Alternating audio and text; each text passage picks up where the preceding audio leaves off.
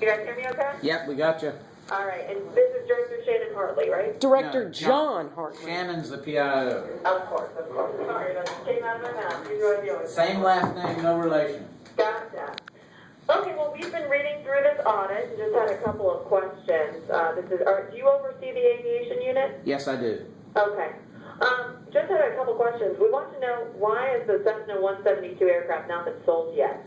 We tried to sell the Cessna after the 2008 ordinance, and the bid was set. We didn't handle that part of it. City procurement did. They set the bid on the aircraft, and I don't know what methodology they used to do that, but they set the minimum bid on the aircraft at $46,000, and they did not receive any bids on it. Are you guys considering lowering that so you guys could get the money? We'll go by what we have to do. You know, the city's, you know, the procurement rules and regulations of the city, and when they do that, they have to go by a certain, I don't know what the book or whatever they use on that is to see what the value of that airplane would be and how they would auction it. But yes, we are going to attempt to auction it again as soon as we can. And will that be money that could potentially help with some of your budgetary problems? Again, that's not a question for me. Certainly, it'll be money. It might help with the city's budgetary problems, or it might help with ours. That's not ours to answer. Are there any other aircraft currently not in use in the aviation unit besides that one? No, they're all being used. Everything. That was the only aircraft at the time. The King Air was not operated, and that was but mainly because we didn't have the money, and we were going to try to sell it. There's a government program called DERMO, and it puts aircraft from the government in service with local governments or state governments, and we're not allowed. We got an opinion from them, and we're not allowed to sell that aircraft. So that aircraft is being used. All the aircraft out there are being used, except for the Cessna 172.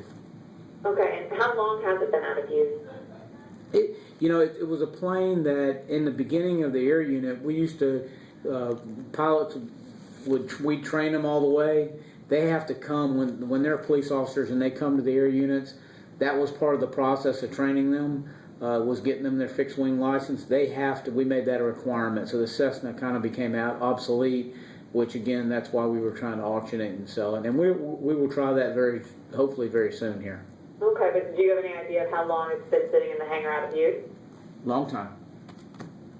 And what about the corrections fugitive unit? I noticed in the audit there was some issue of incorrect cost estimates, including overtime expenses.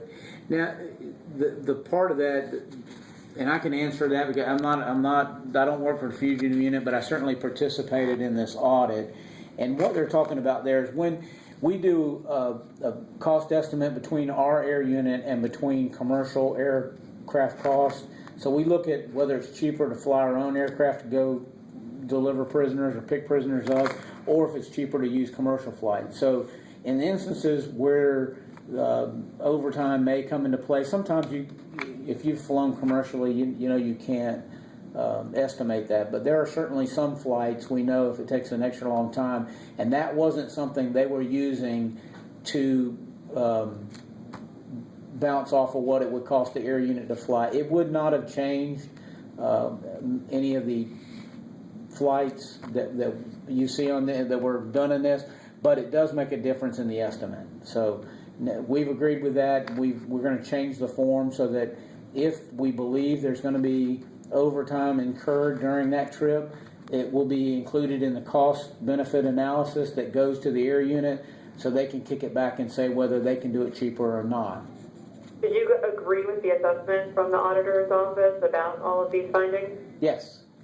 This was certainly an opportunity for us to have somebody else look at the way we operate, and we're always looking for to be leaner and better and do things. So they made some good suggestions, and we accepted each and every one of them. We had good conversations about this with them, and we worked well with the council auditor's office and always have. So the plane, though, you guys are looking to put back on sale as soon as possible? Yes, it is. The Cessna 172, we can auction it. We will try. It takes a city ordinance.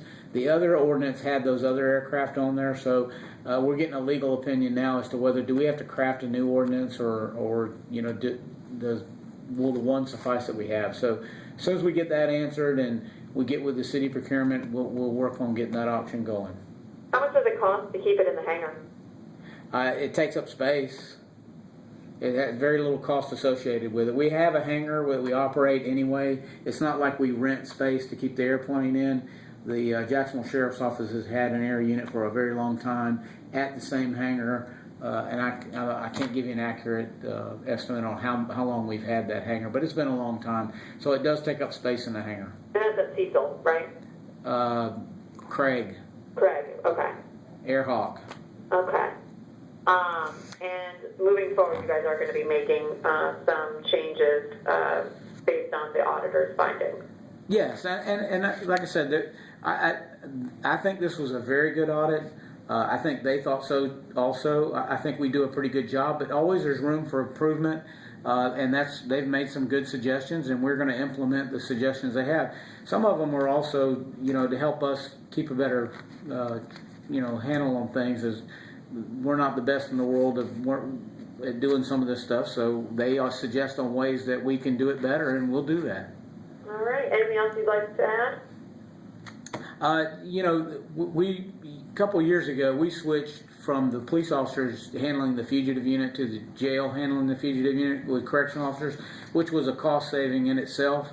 So for the people at the jail, this was kind of a new operation to them.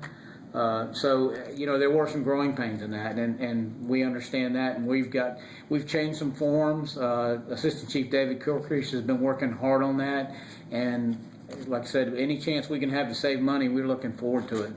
All right. Well, thank you very much, Director Hartley. You're very welcome. Get it. Bye-bye. Thanks. Okay, what do you think?